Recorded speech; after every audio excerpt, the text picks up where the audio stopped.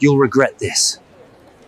I'm Marcus, 34, working as a behavioral psychology researcher at a Chicago university, pulling in about $85K annually. Not Fortune 500 money, but stable enough to afford my one-bedroom near campus at $1,900 monthly. A place that had quietly become not just mine, but ours in theory. For 5 years, I'd been with Elena, 30, a marketing professional downtown making around $60K. 3 years ago, we got engaged, circled September 2024 in red ink, and built a calendar of our future. Deposits placed, families notified, invitations designed. The scaffolding of a life together. On paper, everything lined up. Our weekend routines were about forward motion. Apartment hunting for the after. Elena still split a Lincoln Park unit with 2 roommates, $2,400 3 ways, but the plan was clear. She'd move in post-wedding, we'd upgrade within a couple years. We weren't chasing some Pinterest fantasy, just practical, adult steps. And to me, that steadiness was its own romance. The comfort of watching our trajectories overlap, building a rhythm that felt reliable. So when she planned a 3-week Europe trip with her college crew, Michelle, Katie, and Jenna, I barely blinked. They'd done trips like this before. Honestly, I encouraged it. Wedding planning had ratcheted the tension up, and I thought, better she gets one last stretch of carefree travel before the grind of marriage logistics. The night before she left, nothing seemed amiss. We had pasta on Rush Street. She slid her phone across the table, scrolling through their museum reservations and restaurants. Paris, Barcelona, Rome, Amsterdam. Her enthusiasm seemed ordinary, even grounding. What I didn't see, what I couldn't see, was the quiet digital architecture of departure.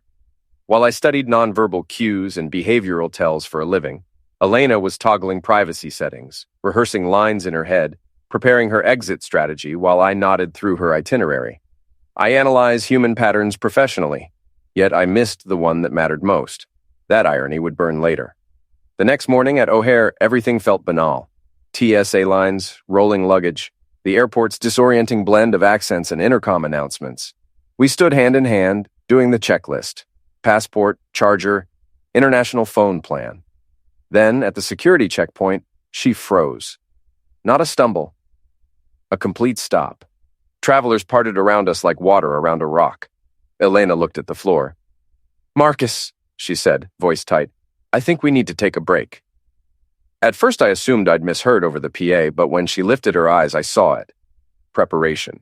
She'd scripted this. Her friends had already slipped past security, waving urgently. Michelle pointed at her watch. I asked the only question that made sense. "Elena, we're getting married in 3 months. What needs figuring out?" She shrugged, a gesture so casual it bordered on cruel. "I just need space to think about us, about everything." And I understood, not the content, but the structure. She wasn't improvising.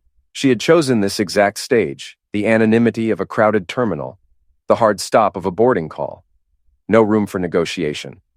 Michelle doubled back, exasperated. "Elena, we're missing our flight." Elena grabbed her bag. "We'll figure this out when I get back. Don't overthink it." Then she was gone. Through security. Down the terminal, onto a plane to Paris. I drove home in silence, the steering wheel slick in my hands, still catching traces of her perfume from the night before. My training tells me adrenaline can distort perception, but that afternoon was crystalline. Call, straight to voicemail, text, delivered, unanswered, WhatsApp, single check mark, then nothing. By evening, the realization settled. I wasn't being ignored, I was being erased. Facebook, Instagram, even LinkedIn, our professional overlap. Every channel severed in 24 hours. 5 years of shared digital footprint, gone with a few taps. 20 years ago, someone would have left a note. A mutual friend would eventually explain. Today, you can vanish a partner with an index finger. That's not a breakup. That's obliteration. And what remained for me? Not just grief, but logistics. Deposits paid, vendors waiting for balances, a guest list of 150 expecting updates, parents calling about tux fittings, a wedding still alive on paper, though its heart had already stopped beating in O'Hare Terminal 5. I still don't know if she'd planned it for months or if Europe was simply her getaway car. That's the cruelest part. In behavioral science, uncertainty drives obsession. My career tells me closure is a stabilizer. But Elena didn't leave a door ajar. She locked everyone and disappeared into a continent away. And I was left standing in Chicago, watching planes climb the sky, each one carrying a future I no longer had. The first week was hardest. Not from heartbreak, but trying to understand the logic. In my field, human behavior follows patterns. People don't flip switches overnight. But the systematic blocking suggested this wasn't spontaneous. By day 3, I made my first decision, called the Chicago History Museum, our venue. The coordinator was surprisingly understanding. Unfortunately, Mr. Harrison, this happens more often than you'd think. We can hold your deposit for 90 days in case you reconcile. After that, we release the date. I thanked her, but knew I wouldn't need 90 days. Please cancel everything. I'll forfeit the deposit. Are you certain? That's $3,000. I'm certain. Next was catering, another $4,500 gone. Then photographer at $1,800, florist at $1,200, the band we'd booked for $4,000. The dress alterations Elena had paid for, non-refundable at $800. One by one, I methodically dismantled our wedding. Each call cost money, deposits, cancellation fees, non-refundable payments. By week's end, I was out nearly $15,000. Total wedding budget had been $38,000, but thankfully most vendors only required partial deposits up front. Something interesting happened, though. With each cancellation, I felt lighter. Hardest conversation was with my parents downstate. My mom cried. My dad, ever practical, asked if I wasn't being too hasty. Dad, she systematically blocked me on everything before boarding that plane. That's not someone wanting to work things out. Maybe she just needs space, son. Women can be complicated about weddings? It's not about the wedding, I said. It's about respect. Adults don't handle relationship problems by disappearing and cutting off all communication. By week 2, I started hearing things through mutual friends. Connor, who worked with Elena's roommate Jenna, mentioned the girls had been posting photos from Barcelona. In one picture, according to Connor, Elena was living her best life at some rooftop bar surrounded by guys from their hostel. I didn't ask for details, but they kept coming. Derek, dating Michelle, showed me Instagram story screenshots. Elena dancing at Roman clubs, beach photos from the French Riviera where she was clearly very close to some Italian guy named Luca. Not a care in the world. Meanwhile, I was calling vendors explaining why our September wedding was off. Week 3 brought an interesting development. My colleague Brian from the sociology department forwarded something that made my blood run cold. His girlfriend Amy was connected to Katie on social media and had seen posts in a private group chat that Katie accidentally screenshotted and shared publicly briefly before deleting. Messages were from Elena, sent from Amsterdam, painting herself as victim of an overbearing fiancé, pressuring her into marriage. According to her version, I was controlling and had pushed the wedding timeline against her wishes. She claimed she'd only asked for space to think. But I'd overreacted and impulsively canceled everything without talking to her. Most infuriating part. She told her friends she was planning to graciously forgive my rash decisions when she returned, and we'd probably end up having a more intimate wedding instead. I read those screenshots 3 times, then set my phone down and laughed. Actually laughed out loud in my empty apartment. The audacity was almost impressive. That's when I made my second major decision. Started documenting everything. Screenshots of her social media activity before blocking me. Receipts from all wedding cancellations. Detailed timelines starting with her exact airport words. Phone records showing blocked calls. Created a computer folder and methodically organized everything. Also made a third decision that week. Elena's belongings needed to go. She'd been gradually moving stuff into my place over the past year. Clothes, books, toiletries, kitchen items. Half my closet held her dresses. Medicine cabinet full of her expensive skincare products. Refrigerator with her almond milk and organic yogurt from Whole Foods. Spent an entire Saturday boxing everything up. Every piece of clothing, every book, every face cream and hair product. Meticulous about it, making sure nothing was damaged. When finished, 14 cardboard boxes stacked in my living room. Texted Jenna, her roommate whose number I still had, saying she could pick up Elena's things anytime. Jenna responded within an hour, "Marcus, don't you think you're being dramatic?" She just wanted some space to think. I wrote back, "Adults who want space to think don't systematically block their partners on everything and disappear for 3 weeks. The boxes will be in my building's lobby. Coordinate with Carlos, the doorman." Week 4, I started sleeping well again. Week 5, I booked my own trip, a research conference in Seattle I'd been considering. Week 6, I signed up for a cooking class I'd always wanted to try. By the time Elena was scheduled to return, I'd essentially rebuilt my routine around being single. Had building management remove her from the approved visitor list and deactivate her keycard access. Removed her name from my work emergency contacts. Even rearranged my furniture, putting my desk back where I'd originally had it before accommodating her vanity mirror. 3 days before her scheduled return, my phone buzzed with a WhatsApp message from an international number. It was her using someone else's phone or a European SIM card. "Marcus, I've been trying to reach you. We need to talk when I get back. I'm ready to work things out." I stared at that message for a long time. 6 weeks of silence, and now she was ready to work things out, as if I'd been sitting around waiting for her royal permission to resume our relationship. I typed back, "There's nothing to work out. I've moved on." Her response came immediately. "What do you mean you've moved on? I just needed time to think." "You had 6 weeks to think. I used that time to think too. The wedding is canceled. Your things are with your roommate. We're done." "Marcus, you're being ridiculous. We can reschedule the wedding. I realize now I was just having pre-wedding jitters. It's completely normal." Normal. She thought disappearing for 6 weeks was normal pre-wedding behavior. I turned off my phone and went to bed. Tomorrow, Elena would be back in Chicago, expecting to resume our life together. But there wasn't going to be any resumption. There was going to be a very different conversation than the one she was planning for.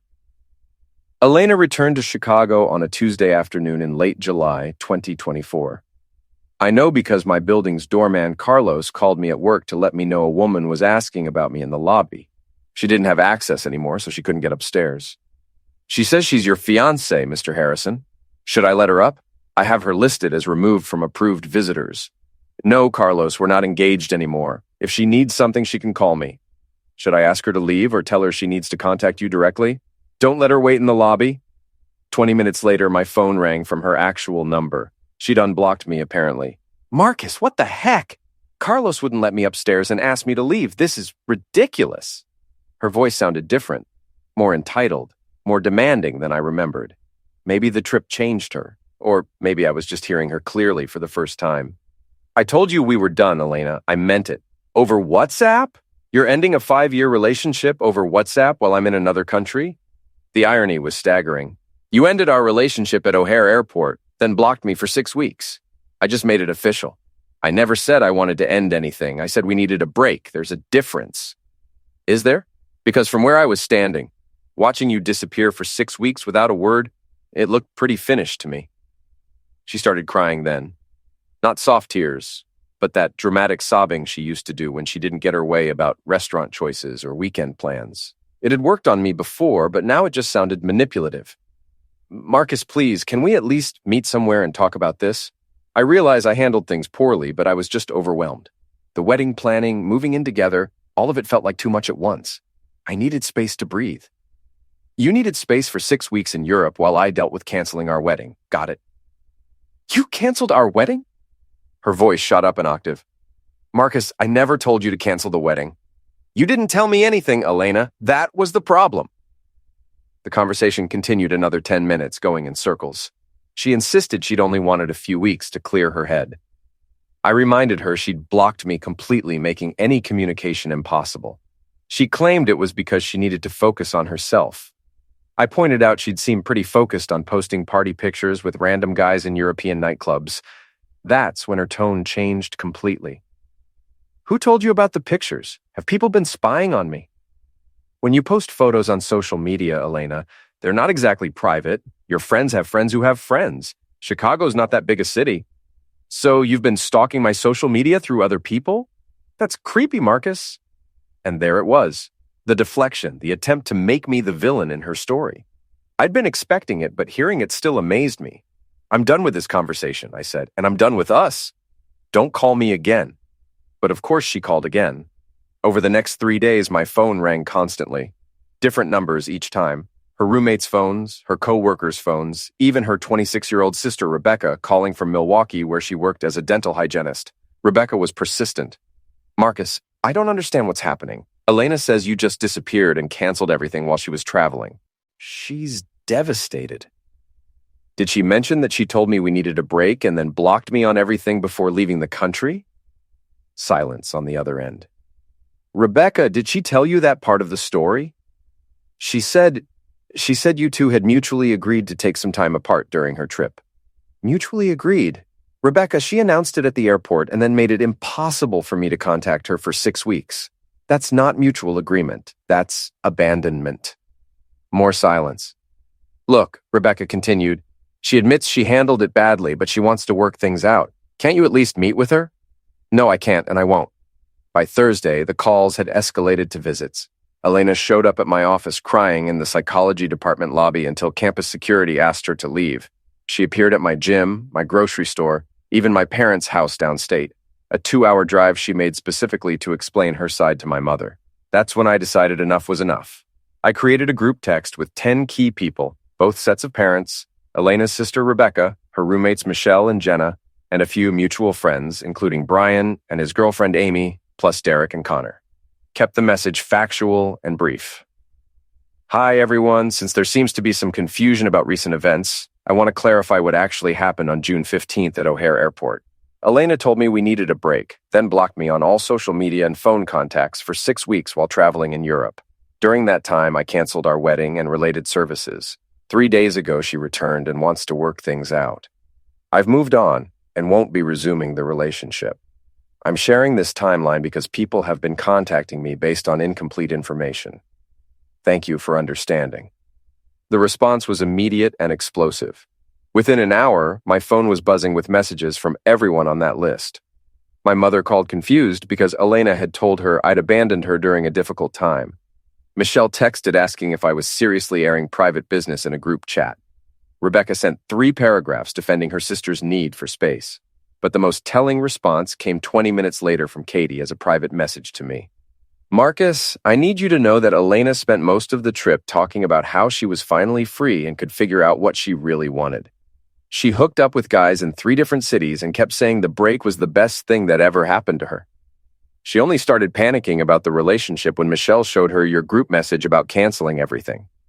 I thought you should know the truth before I say anything in the group chat, I replied. Katie, if you're comfortable sharing that information with the group, I think everyone should know what really happened during her soul-searching trip. 5 minutes later, Katie posted in the group chat, I was on the trip with Elena. Marcus deserves to know that she spent 3 weeks talking about being finally free and hooked up with multiple guys. She only wanted him back when she realized he'd actually moved on. I'm sorry I didn't speak up sooner. The silence that followed was deafening. No more calls from relatives. No more visits to my office. No more tearful voicemails about working things out. Elena tried one last desperate move. She still had a physical key to my apartment, the one I'd forgotten about when I had her electronic access removed. She let herself in on Saturday morning while I was at the gym and was sitting on my couch when I returned, holding a handwritten letter. Carlos later told me what happened. Mr. Harrison, I'm sorry. She showed me the key and said you were expecting her. But when she didn't come back down after an hour, I got worried and was about to call you. I should have called first. Even with the key, that's on me. It's okay, Carlos, she's manipulative. But from now on, even if someone has a key, if they're not on the approved list, please call me first. I wrote you this letter explaining everything, she said, as if breaking and entering was perfectly reasonable. About why I needed space, about how much you mean to me, about how we can start fresh. I looked at her sitting on my couch in my apartment that she no longer had any right to be in, holding a letter that was 6 weeks too late. Elena, you need to leave now and give me that key. Did you see Katie's message in the group? She was drunk half the trip. She doesn't remember things clearly. I don't care what Katie remembers. I care that you thought it was acceptable to disappear from a relationship without explanation and then break into my apartment expecting everything to be the same. She stood up finally, understanding that her letter wasn't going to change anything. You're really going to throw away 5 years over one mistake? I'm not throwing away anything. You already did that at O'Hare Airport. She handed me the key and walked toward the door, then turned back one final time. You know what, Marcus? Maybe this is for the best. Maybe I dodged a bullet. Any man who would humiliate his fiancée in a group text instead of working through problems like an adult isn't someone I want to marry anyway. And there it was, the final deflection, the last attempt to rewrite history and make herself the victim. I watched her leave and realized something profound. I hadn't dodged a bullet. I dodged a nuclear bomb. The weeks that followed were remarkably peaceful. After months of wedding stress and relationship drama, the silence felt like a vacation. No more vendor meetings, no more debates about centerpieces or seating charts. No more walking on eggshells around Elena's mood swings that I'd somehow learned to normalize over 5 years. I threw myself into work with renewed energy. That research project on behavioral patterns in crisis situations I'd been putting off? Suddenly fascinating. Submitted a paper to the Journal of Applied Psychology that had been sitting on my desk for months. Started collaborating with colleagues at other universities, something I'd always intended to do but never found time for when my evenings were consumed with wedding planning.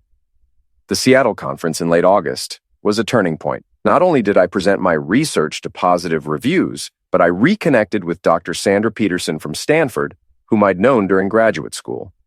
Over dinner at a waterfront restaurant in Pike Place Market, she mentioned Stanford was looking for someone with my expertise for a joint research position with their behavioral economics department.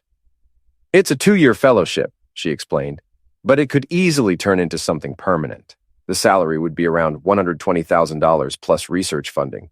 You'd have access to resources here that most researchers only dream about. Plus, let's be honest, sometimes a change of scenery is exactly what we need. 6 months earlier, I would have dismissed the idea immediately. Elena's marketing job was in Chicago. Our families were in the Midwest. We had a life built there. But sitting in that Seattle restaurant watching the sunset over Puget Sound, I realized I didn't have any of those constraints anymore. Send me the details, I told Sandra. I'm interested. Meanwhile, back in Chicago, Elena was apparently struggling with the fallout from our very public breakup. My friend Brian mentioned his girlfriend Amy had heard through the social media grapevine that several of Elena's friends had distanced themselves after Katie's revelation, apparently learning she'd spent her soul-searching trip hooking up with strangers while her fiancé was canceling their wedding hadn't sat well with some people. Her work situation became complicated too. Connor, who worked at her marketing firm, told me Elena had been asking colleagues for relationship advice, painting herself as victim of an emotionally unavailable ex-fiancé. But when some of her coworkers saw the group text screenshots that had been shared around our social circle, the narrative fell apart pretty quickly. She tried to tell our boss you were harassing her after the breakup, Connor confided over drinks one evening. But then someone mentioned the whole airport thing and the blocking situation, and suddenly her story didn't add up. Management had a talk with her about keeping personal drama out of the workplace. I didn't take any satisfaction in Elena's professional troubles, but I did appreciate that the truth had a way of surfacing regardless of how people tried to spin it. In September, the month we were supposed to be getting married, I got one final communication from Elena. It wasn't a phone call or text. It was a certified letter delivered to my apartment, which meant she'd paid extra to ensure I received it and had to sign for it. The letter was 3 pages long, handwritten on expensive stationery. She'd clearly spent considerable time crafting it. The tone was different from her previous attempts, less demanding, more reflective. She acknowledged she'd made serious mistakes and handled things poorly. She admitted the blocking was immature and she should have communicated better. But even in her apology, she couldn't resist rewriting history. She claimed she'd been overwhelmed by societal pressure to get married and had felt trapped by expectations. She suggested our relationship had become too serious too quickly, and she'd needed to rediscover herself before committing to marriage. The letter ended with a proposal. I think we both learned important things about ourselves during this time apart. Maybe we could start over slowly as friends. I believe we could build something even stronger than what we had before, now that we understand each other better. I read the letter twice, then filed it in my documentation folder on my computer. Not because I planned to respond, but because it perfectly captured the fundamental problem that had probably existed throughout our entire relationship. Elena's inability to take genuine responsibility for her actions. Even in her most sincere attempt at an apology, she was still portraying herself as a victim of circumstances rather than someone who had made deliberate, hurtful choices. She'd turned, I abandoned my fiancé at the airport and disappeared for 6 weeks, into, I was overwhelmed by societal pressure and needed to rediscover myself. I never responded to that letter. 2 weeks later, I accepted the position at Stanford. The timing was perfect. I could finish the fall semester at my current university and start in California after New Year's. My parents were supportive, though my mom worried about me being so far from family. My dad predictably focused on the career benefits. Son, this sounds like exactly the kind of opportunity you've been working toward your whole career, he said during our last conversation before I started packing. Sometimes life forces changes on us that we wouldn't have chosen, but that doesn't mean they can't be good changes. He was right.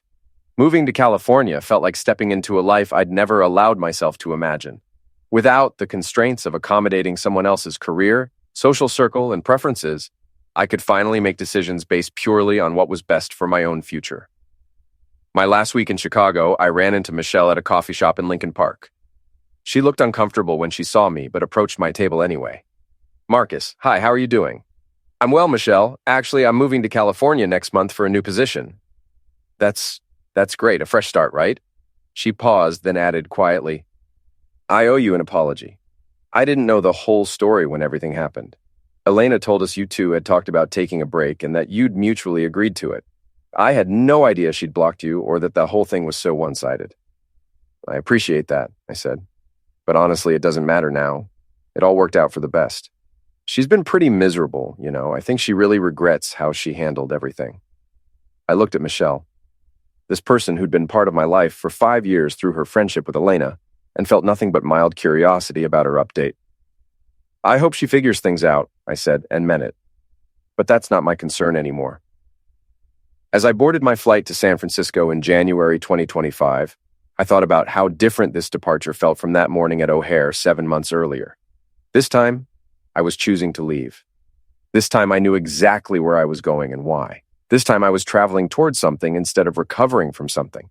The irony wasn't lost on me. Elena's European trip was supposed to be about discovering what she really wanted.